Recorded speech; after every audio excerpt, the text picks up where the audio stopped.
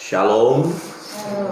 Ya, Bapak, Ibu, dan Saudara yang terkasih dalam Tuhan, kita bersyukur untuk pagi hari yang indah ini. Sekalipun cuaca hujan, kita tetap menikmati kebaikan Tuhan, kemurahan Tuhan. Pembacaan kita pada hari ini dari Mazmur 108. Ya, Mazmur 106 kita hari ini. Mazmur 106 berbicara tentang kasih setia Allah dan ketegaran hati umat Israel.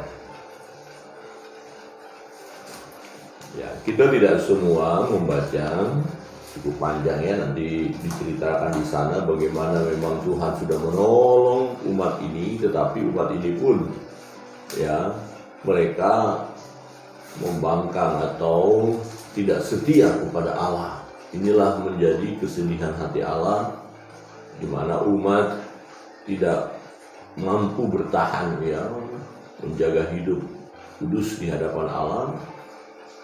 Ya, umat tidak mampu bertahan untuk setia mengikuti Tuhan, tapi mereka tergoda mengikuti Allah-Allah lain, bahkan membuat patung lembu ya untuk mereka sembah.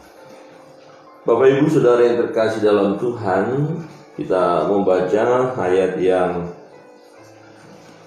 kedua, ketiga, empat, dan ayat yang kelima. Mazmur 106 ayat 3, 4, dan 5 kita baca bersama-sama. 1, 2, 3. Berbahagialah orang-orang yang berpegang pada hukum, yang melakukan keadilan di segala waktu. Ingatlah aku, ya Tuhan, demi kemurahan terhadap umat-Mu. Perhatikanlah aku demi keselamatan daripadamu, supaya aku melihat kebaikan pada orang-orang pilihan-Mu, supaya aku bersukacita dalam sukacita umat-Mu, dan supaya aku bermegah bersama-sama milik-Mu sendiri. Ya, demikian jauh pembacaan firman Tuhan. Bapak, Ibu, Saudara yang terkasih di dalam Tuhan, dalam bagian ini kita melihat bahwa kebahagiaan itu terletak pada saat kita melakukan hukum Allah. Ya, jadi kalau kita mau bahagia, kita harus mengikuti hukum Allah, berpegang pada hukum Allah. Jadi peraturan-peraturan dari Tuhan kita harus lakukan. Firman Allah harus kita cintai. Ya, aturan-aturan yang diberikan oleh Tuhan harus kita lakukan. Sebab hukum Allah itu adalah membawa kita memang kepada kebahagiaan, tidak akan mencelakakan kita. Jadi seperti rambu-rambu ya yang harus kita turuti supaya perjalanan hidup kita ya sampai kepada tujuan, supaya perjalanan hidup kita penuh dengan kebahagiaan ya. Kita mengalami keselamatan sampai kepada tujuan dengan baik. Ada rambu-rambu yang harus kita ikuti, dan rambu-rambu itu adalah hukum Allah itu sendiri. Berbahagia orang-orang yang berpegang pada hukum. Jangan sampai kita tidak memegang hukum Allah. Ya, kalau tidak ada hukum, maka ya brutal lah yang terjadi ya. Sesuatu yang hukum rimba, semaunya gue, jadi gitu, semua sesukaku. Nah, kalau itu yang terjadi sangat mengerikan, Bapak, Ibu, Saudara yang terkasih dalam Tuhan. Ya, gambarannya seperti kita berkendaraan tanpa rambu-rambu di jalan raya, maka kecelakaan akan banyak terjadi. Sedangkan sudah ada rambu-rambu pun, ketika rambu-rambu dilanggar terjadi persoalan, terjadi kecelakaan. Jadi betapa pentingnya hukum Allah. Namun jujur secara manusia seringkali kita mengabaikan hukum Allah. Kita tidak takut, kita cuek ya, kita tidak serius dengan hukum Allah. Padahal hukum Allah inilah yang memberikan kebahagiaan kepada kita. Hukum Allah inilah yang memberikan ya kehidupan bagi kita. Nah, sang pemazmur berkata, berbahagia orang yang berpegang pada hukum. Mengapa sang pemazmur menyampaikan hal ini? Dalam bagian ini, pasal 106 ini kita lihat dibandingkan. Dia ingat kembali bagaimana nenek moyang mereka sudah ditolong oleh Tuhan, dipelihara oleh Tuhan, dijaga oleh Tuhan, dilindungi oleh Tuhan. Tetapi mereka lupa hukum Allah. Cenderung hati mereka bersungut-sungut melawan Allah, melawan Musa sebagai pemimpin, ya, melawan orang yang diurapi Tuhan. Nah, inilah keadaan umat. Namun sekalipun umat itu melanggar hukum, Allah masih memberi kesempatan kepada mereka untuk bertobat. Allah mengasihi mereka. Memang Allah kasih disiplin. Hukum berbicara keadilan, berarti ada konsekuensi dari setiap pelanggaran. Itu wajar, itu hukumnya. Ya, jadi karena mereka melanggar, mereka bersungut-sungut, mereka buat patung lembu untuk mereka sembah. Bahkan dikatakan, saudara nanti baca di sana, ada yang mengorbankan anak-anak mereka sebagai korban bakaran. Ini adalah kebiasaan orang fasik, bukan penyembahan yang benar. Mengorbankan anak, menyembelih anak untuk dikorbankan kepada ilah-ilah itu, dan mereka lakukan. Nah, ini mendukakan hati Allah. Tetapi sekalipun demikian, Allah disiplin mereka, tetapi Allah tetap mengasihi mereka. Nah, jadi hukum Allah sangat penting.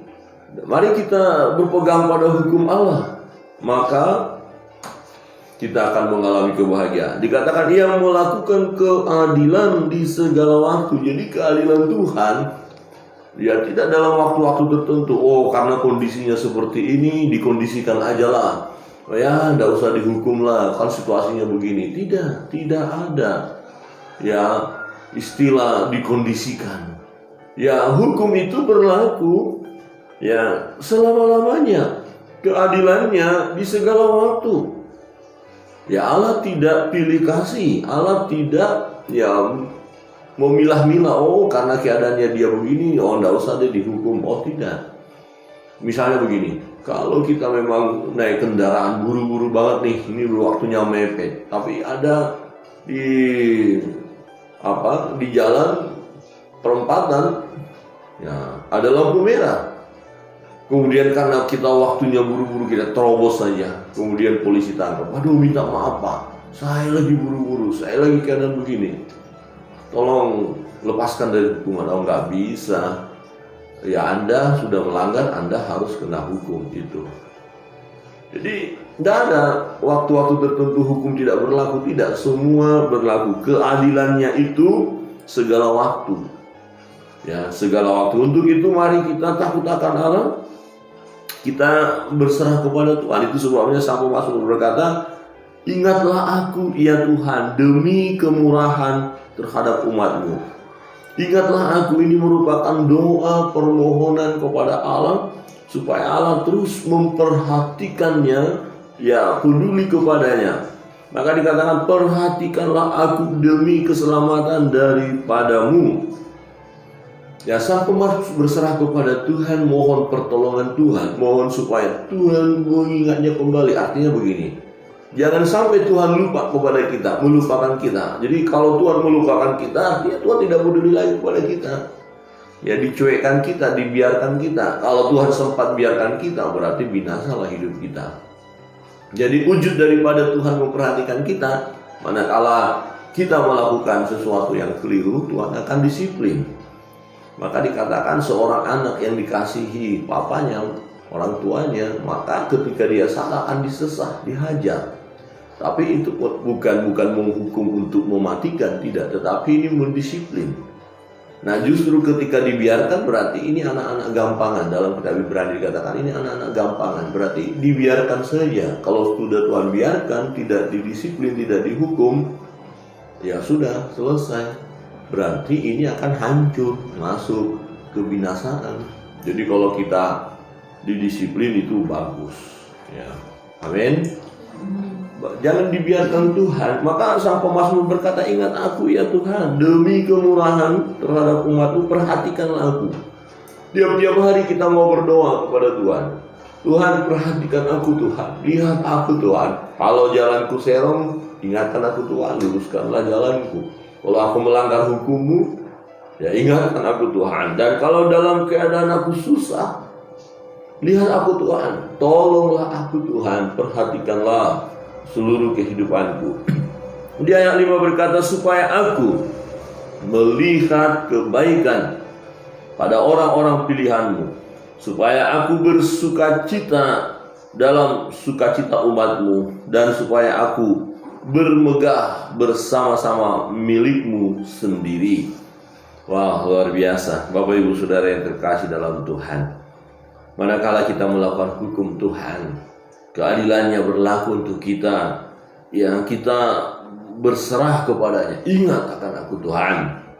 Dan pada akhirnya ketika kita terus bersandar kepada Tuhan, kita akan melihat kebaikan Allah bagi orang-orang yang mengasihinya.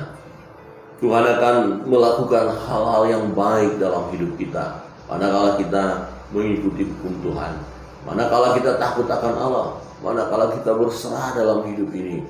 Tuhan kita itu adalah Tuhan yang baik, yang mengasihi kita. Amin. Tuhan yang terus menolong kita. Memang kita tidak sempurna. Ada kalanya kita mendukakan hati Allah, tetapi Allah tidak membiarkan kita. Ketika kita melanggar hukumnya, mengabaikan, tidak peduli, tidak mengabaikannya atau melepaskan begitu saja, kita mau hidup sesuka hati kita.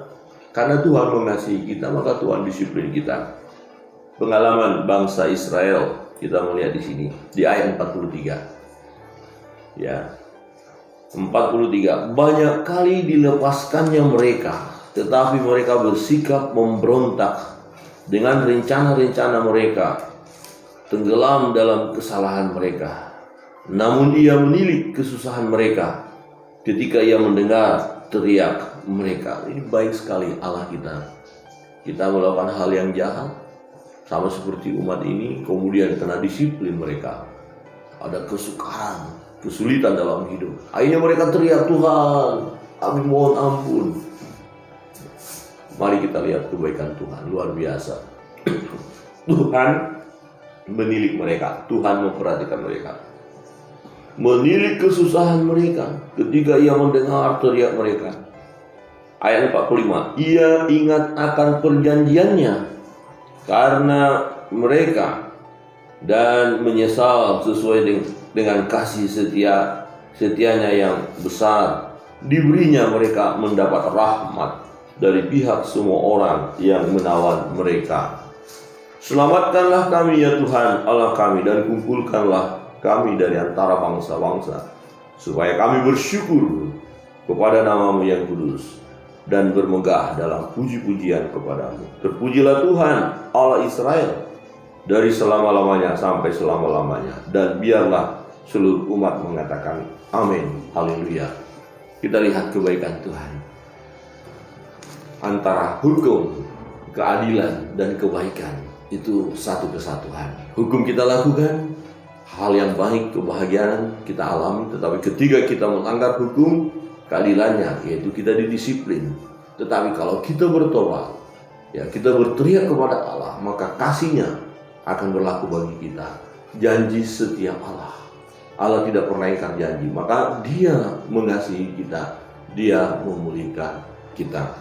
Bapak Ibu Saudara yang terkasih dalam Tuhan, kiranya kebenaran firman Tuhan menolong perjalanan hidup kita untuk kita terus bersandar kepadanya. Serahkan hidupmu kepadanya. Kita bersyukur memiliki Bapa yang baik, Bapa yang mengasihi kita. Sejauh kita berjalan sesuai dengan pimpinannya, percayalah kita akan bahagia. Coba lihat kiri kanan dan katakan, kamu pasti bahagia. Kamu pasti bahagia bersama dengan Tuhan. Tuhan memberkati kita. Kita akan masuk dalam doa-doa.